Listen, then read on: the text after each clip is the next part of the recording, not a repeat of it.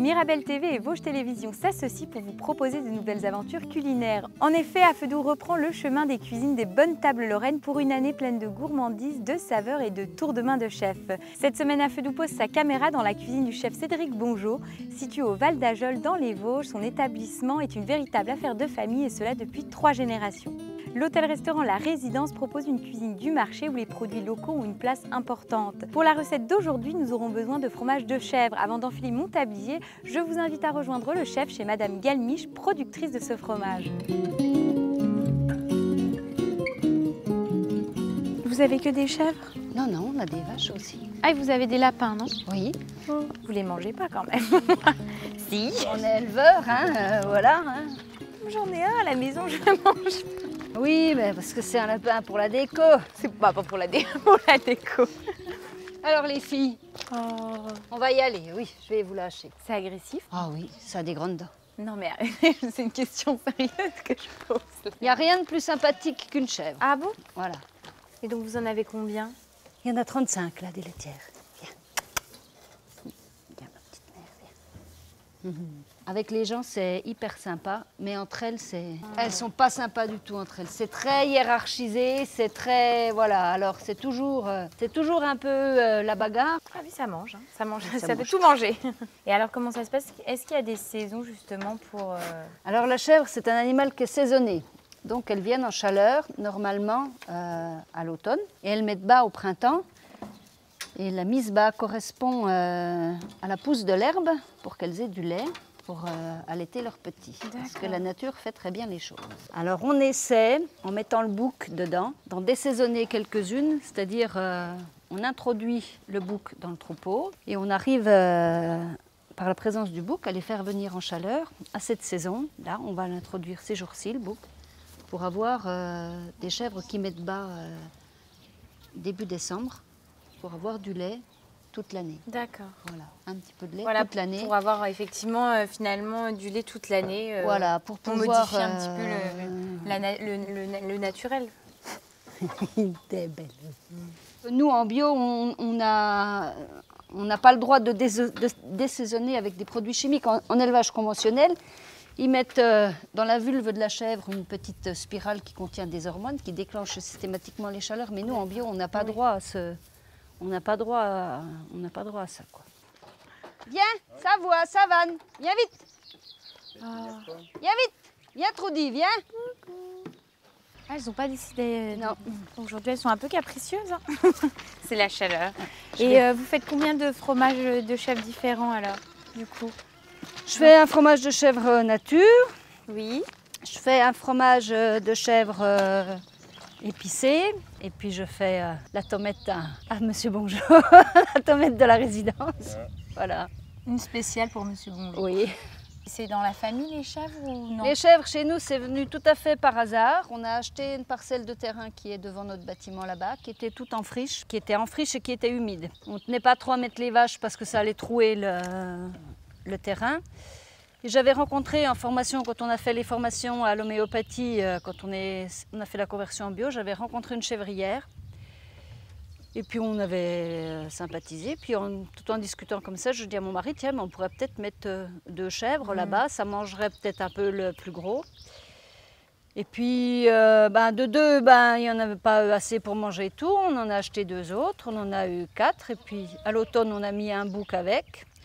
Puis au printemps, j'ai eu un peu de lait, donc vous êtes lancé dans le fromage. J'ai fait quelques fromages, j'en ai distribué à mes voisines, et puis mes voisines m'ont dit, il est bon ton fromage, tu peux continuer d'en faire, on t'en achètera. Et puis voilà comment c'est venu les chèvres chez nous tout à fait par hasard. Ne filme pas, moi je m'enlève, j'ai peur. Allez, viens voir les chasser, va avec moi, elles écoutent rien. Voilà ce qu'elles font, elles mangent toutes mes fleurs. Je sais ce que j'allais dire. Ah, ça mange pas le...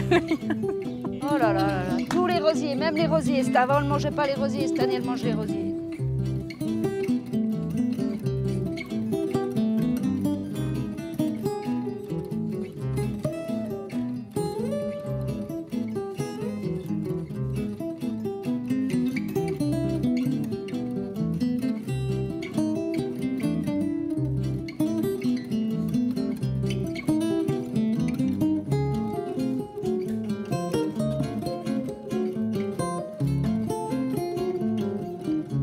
Cédric, on est allé chercher les fromages chez Madame Ganiche ce matin. Qu'est-ce qu'on va cuisiner avec ça? Alors avec les fromages qu'on a été chercher ce matin, on va faire avec le lait de chèvre et du fromage, on va faire une petite panna cotta dans un petit verre, lequel on va commander de petits radis qui vont donner un peu de peps. Pour la deuxième chose, ça va être avec le fuseau lorrain, les buées séchées et les fruits secs. On va faire un petit nougat de chèvre frais aux fruits secs et au fuseau lorrain. Et le troisième, ce sera avec les feuilles de brique, du fromage frais, du thym et du miel, salé poivré. On va faire un petit croustillant avec les feuilles de brique. Petit croustillant qu'on va passer au four, qu'on servira avec une petite salade. D'accord. Voilà, donc ce sera la déclinaison. Voilà, c'est ça, le chèvre, une entrée avec trois formes différentes, voilà, trois aspects. Tout à fait. D'accord, donc on commence par quoi? On va commencer par préparer tout ce qui est panna cotta et fuseau lorrain pour le nougat, parce que ça va demander de reposer un petit peu. Voilà. D'accord, donc on commence par ça. Allez, donc on aura besoin de ça, du fuseau. Du fuseau. Les radis, ce sera pour tout à l'heure, on va les mettre au frais. Et alors le lait de chèvre, c'est celui-ci. Voilà, ça c'est la crème. Et donc on fera le samoussa en dernier, enfin le petit croustillant en dernier. On va commencer par les panna cotta. Donc on a notre lait de chèvre, on a notre fromage. Donc on prend, en règle générale, là on a 3 déclinaisons. On va utiliser à peu près combien de chèvres frais? On va utiliser à peu près... Le chef est en train de sécher là. Non, mais attends. 250 de frais. Et je suis même pas sûr 250. Bon, je ne pose pas cette question-là. Non, ouais, limite. Parce que moi, c'est mes recettes de base et après, je fais des quantités. Allez, Donc, on va prendre une casserole. On va mettre le lait dedans qu'on va mesurer. Valentine va nous mesurer 125 ml de lait de chèvre. Donc là, on est à 100. Un peu plus. Un peu.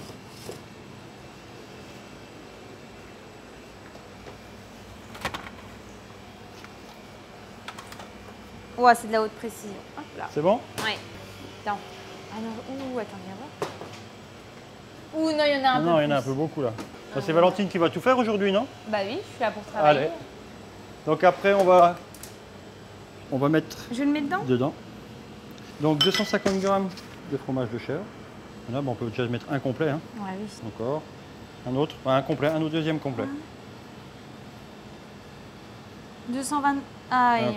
Un petit peu moins. Ouais. On va faire bouillir le lait et auparavant, on va faire dissoudre la gélatine dans de l'eau froide.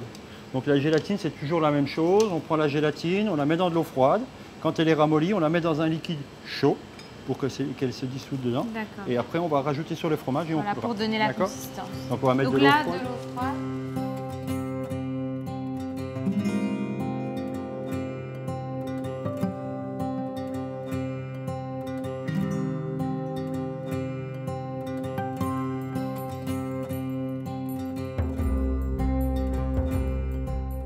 Le nougat, normalement, c'est un dessert. Alors, normalement, c'est assez intéressant de le mettre comme ça sous forme d'entrée. Voilà. C'est surprenant, en fait. En fait, c'est pour donner un clin d'œil au nougat de Montélimar. Le nougat de Montélimar, c'est donc ces blancs d'œufs qui sont montés, cuits avec du miel et des fruits secs à l'intérieur, sous 2 couches d'azime. On a un bonbon très moelleux. Et là, on va faire la même chose avec du fromage de chèvre et du fuseau lorrain pour remplacer l'azime. Et on retrouvera finalement les petits éléments qu'on fruits trouve secs, dans les fruits secs qui sont à l'intérieur. On va les avoir visuellement. Voilà. Donc l'avantage du nougat, c'est que ça va être frais avec des produits terroirs. Les bleuets, le fuseau et le lait de chèvre.